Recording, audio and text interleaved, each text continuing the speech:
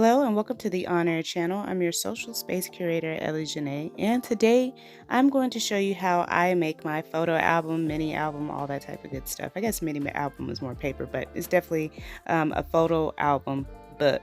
So, in saying that, I'm going to show you what kind of supplies I use in order to get to this point, and we're going to go ahead and get into the video.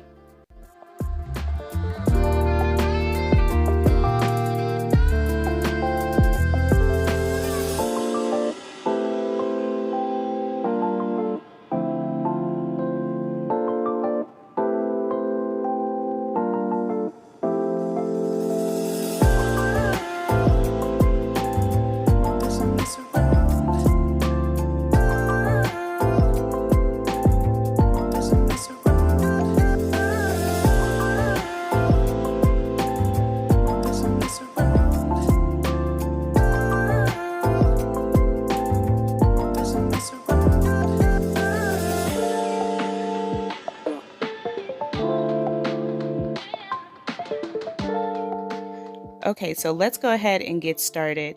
We're going to use our trimmer and trim off 1 inch of our 8 by 8.5 by 11 sheet of chipboard. And then we're going to half that into two 5-inch chipboards. That's going to be 5 by 8.5. So then I cut off my butcher's paper and made sure it was 17 inches long. And I am going to actually add adhesive to all 3 pieces of paper. So nothing is going to be remaining as far as like the chipboard, which is really great. And that's why I love this process because, you know, you get to use all of your materials, but whatever size book that you want, this is your time to actually do those measurements and, you know, play around with it. But this is just a general scope of how you can get there and make a really good solid book cover.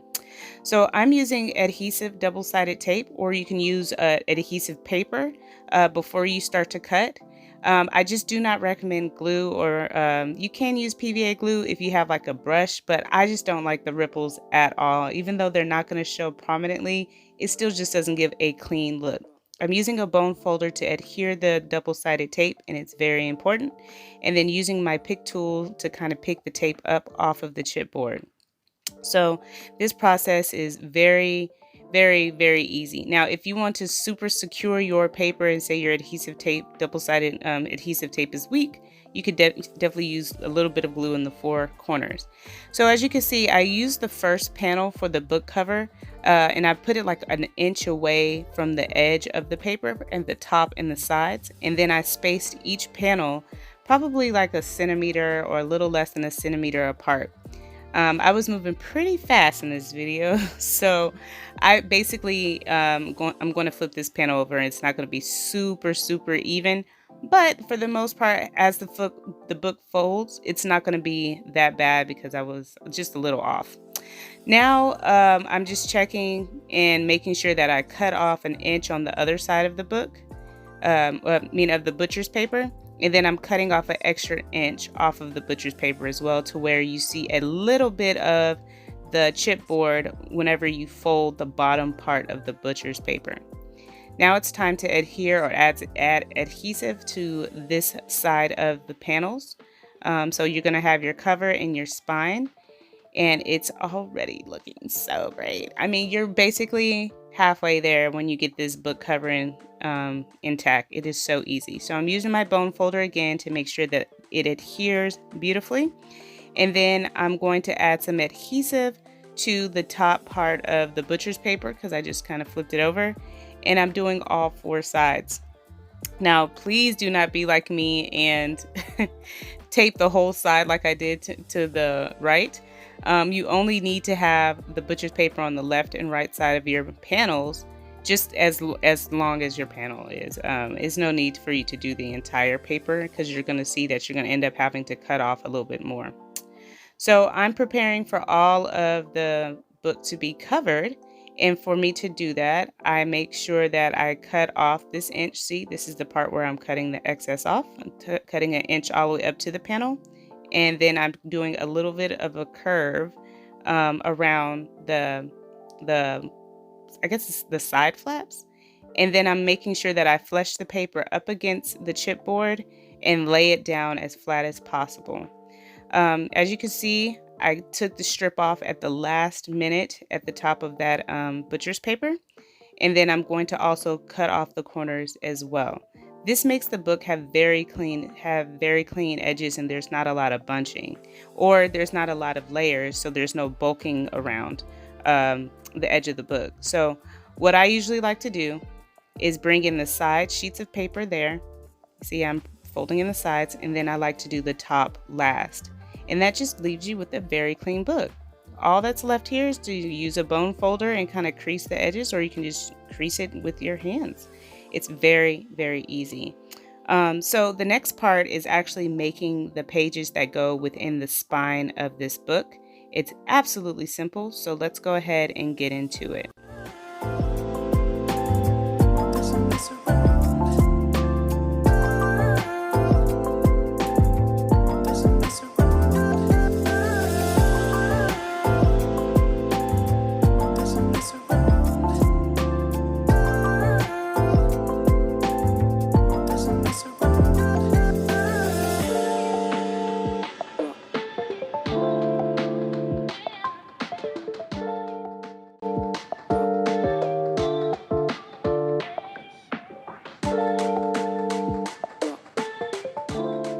Okay, it is book spine time. This is very easy.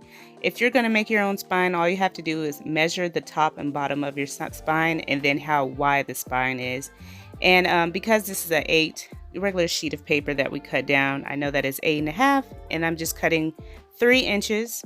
Well, I cut the paper down to the size of the book, which was 8.5, and then I cut down 3.5, and I cut down 2, and then I cut a 1-inch sheet of paper. So 3, 2, and 1. All the measurements are down below in the description. And what I'm going to do here is basically look at where I need to score. And I scored at the 2 and 3 space. And then I used the same measurements from before and made basically smaller indentions by 1/4 inch on the inside. Measurements are going to be down below. This allows me to crease this paper here, and these little markers will hold the pages and make the pages actually move freely. I like this method better than the accordion style used with the scoreboard, simply because I do like my pages to have an easy flip. I don't want it to be too stiff and kind of like weird and funky, but you can play with the spacing how you want to. I just like the spacing to be at least 1/4 inch apart. So from here, I creased every part of the page down, and then I'm gluing the middle section of each, I guess say panel or paper. And here I'm layering on top of the other, one on top of the other, the 3 different papers, making sure that they're evenly spaced. So I use glue for this instead of double-sided tape, simply because I want the freedom to be able to move these pages around. And then once they're adhering or glued all the way together, I mean, it's unmovable. But make sure that everything is in alignment. So the last thing that you have to do is basically clean off the edge or the corners of these papers by just, cutting from the middle, starting of the middle of the paper, and cutting off, cutting it off to the side. I don't know. It's hard to explain that. But you see what I'm doing here. And this allows you to actually add your new pages to the spine, and you won't have anything poking out, or you don't have to align the page with with itself. So let's go into making pages.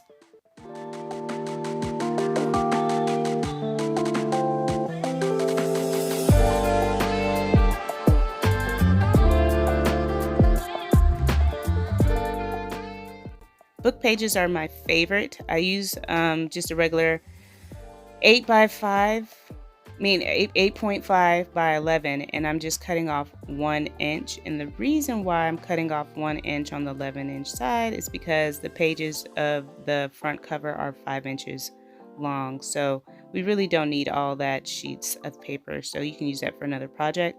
Then I scored it in the half. So it's a 5-inch page, and then I'm putting double-sided tape on the bottom of the page, and this will serve as a pocket page. You can adhere the top as well if you don't want a pocket page, but this is the best way to do it. So I also added tape onto the spine of the page at the bottom area, not the top. And I did that as well on the other side of each spine. So I added a lot of tape on both sides, and that allows you to be able to securely hold the pages there. And if you can see, the pages are moving super free, and everything is in alignment, everything is straight. So now it's time to add these pages that are connected to the spine, to the actual, the spine holder or the page. I forgot what you call that, but it's time to adhere it to the spine of your book cover. There we go. And I use glue and tape because I don't want it to move in the drying process, but I do want this book to be super secure. There's other ways that you can create pockets with your pages as well. I just want to let you know that. It's just about how you cut it. It's just really hard to find a 16-inch paper to cut down, but for the most part, I think this is just really, really simple. I love this bookmaking process. I make a lot of albums this way. It took a lot of studying to get here, but I'm going to let that dry and come back and show you some interactive pages.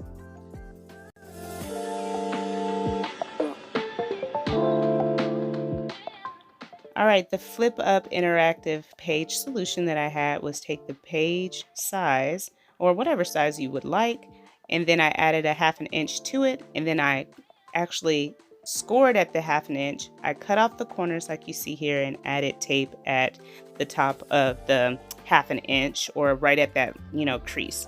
So once I folded down that crease area, I end up just adding it to the book page here, and you have that seamless flip up page, and all you have to do is add your decorative paper. So let's get into the next one.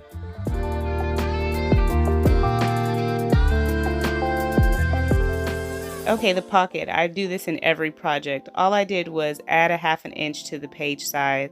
I cut a diagonal of the page, and then I ended up, cutting off the corners and scoring off the 1/2 inch on both sides of the page. So this kind of leaves you with a pocket. I used my bone folder to make sure that those edges were crisp, and then I added double-sided tape to the side. I really love this method. All I do is add another decorative, I would say cardstock on top of it. But this is just really an easy way to have a great interactive addition to your scrapbooks.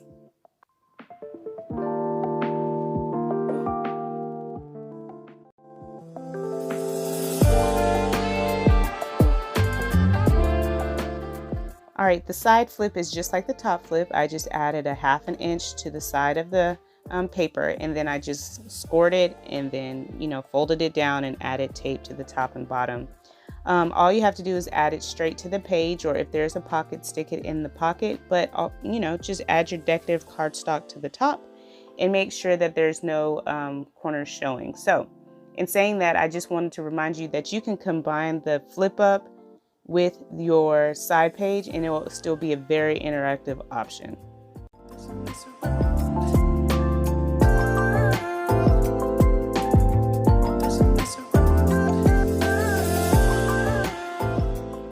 The waterfall method is my favorite. All I did was take the measurement of the page and then kind of cut it in half or cut it in thirds. But it doesn't matter if it's half and thirds because they're going to actually fold on each other. I basically measured a 1/2 inch or 1/4 of an inch on each page, and then I added adhesive to the back of each of the 1/4 of an inch. I also did just the same thing. I did a little strip that was the size of the page, cut it down like 1 inch or so, added a little, flap to that in order for me to stick it to the page. And that allowed me to be able to have something to hold the waterfall cards down. But this is just a very simple process. I'm adding tape to the back of it. You could definitely use glue. I just prefer to use tape and glue if I have to do it. And you would also need to have a little bit of tape to your, this extra notch, I guess to say. But nonetheless, this is a very, very simple process.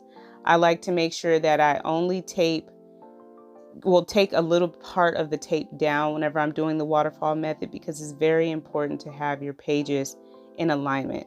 So the first thing I do is take the actual strip first. I tape that down first and make sure it's centered.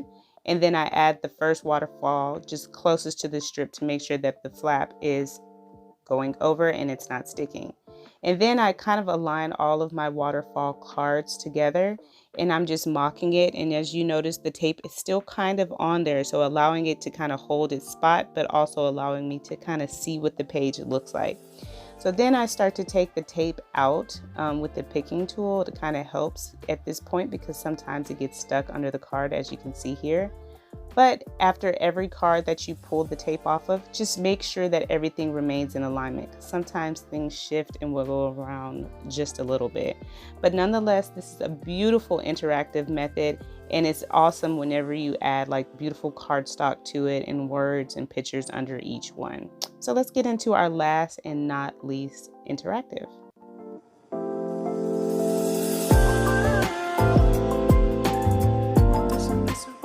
All right, the dual flip is my favorite. So like I was saying, whenever I said you can do like a combination of both, this is the example. So I'm doing 2 side flips, right? And I'm just cutting it down per usual, and I'm going to add tape on that extra 1/2 inch there. But what I usually like to do is kind of look at the mock-up like I'm doing now and making sure that it doesn't really like conflict with each other, overlap, or, you know, bends the other card. And it's the perfect, I guess to say the perfect cut. You can make the cuts short if you want them to and not overlap. And, you know, all you have to do is just, you know, play around with it, you know. But what you're seeing me do here is pull the tape up just a little bit so I can be able to mark where these pages will be within the scrapbook. And then I'm going to pull that tape up as soon as I'm happy and secure with where, you know, I want my fold to be. So I went ahead and put that first fold in there, or the first page in there, and then I'm adding the second one. And then all you have to do there is just flip it back over and you have a kind of like a hinge. So that basically concludes all of the interactive pages, and let me show you the end product.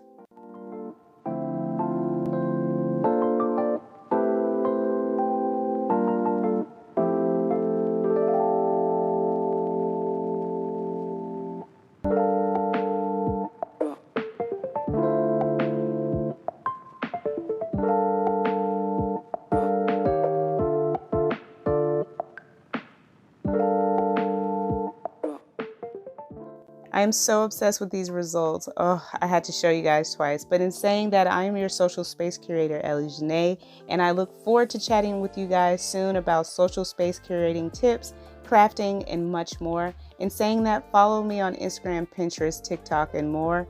Of course, YouTube here, and I look forward to chatting with you guys soon. Bye.